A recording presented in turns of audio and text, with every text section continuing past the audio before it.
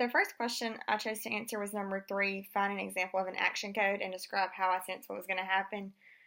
Um, the example comes from the movie Lavender. I sensed that the uncle was the murderer of the mom, the dad, and the sister. And then at the end of the show, it came to be true. What happened was the mom, the dad, and the sister of an 8-year-old little girl were all murdered in their own home. The little girl couldn't remember anything that happened.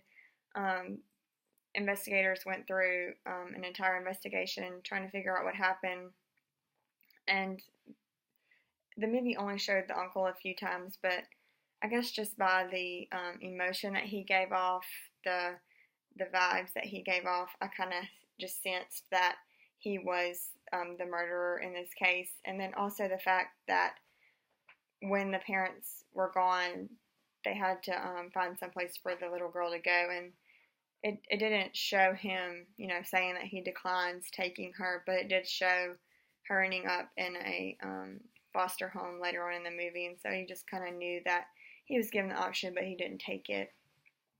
So I just had a feeling and was pretty sure about it that he had something to do with their murder. And in the end, it came true. He was sexually abusing the older sister, and so he did end up killing her, and then the mom and the dad. The second question I chose to answer was number 4, watch The Simpsons with a friend, and list the instances of intertextuality, and then see if we both find the same ones or different ones.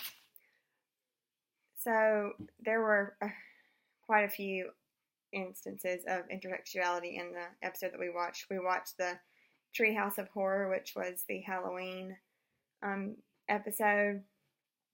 The first one, we both noticed it was the crusty land. It was kind of referencing the Krusty Krab and SpongeBob.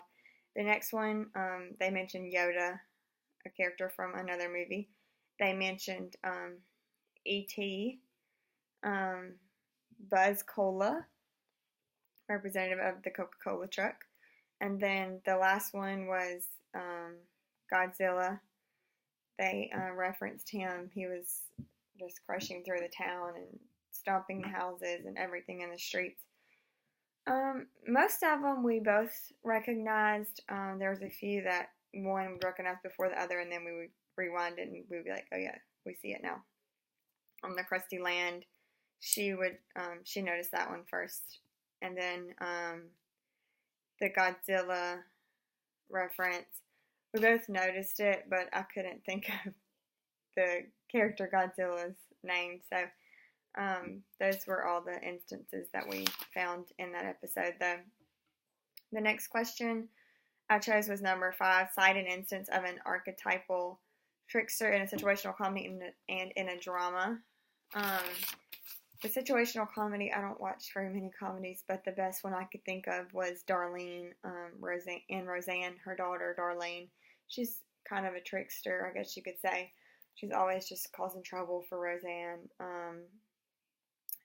The example that I chose from a drama was Merlin from The Adventures of Merlin. That's like a drama adventure fantasy type show.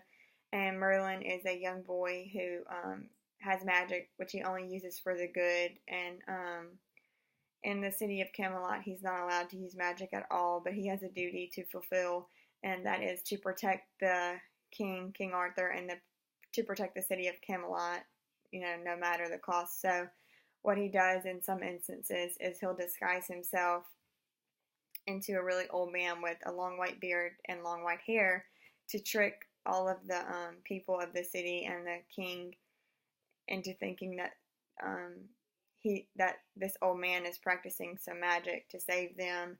And then after the town is safe, the king is safe, he'll turn himself back into Merlin, and that way nobody knows that he was the one practicing the magic. He'll basically trick them into thinking this random old man just came in and saved the day.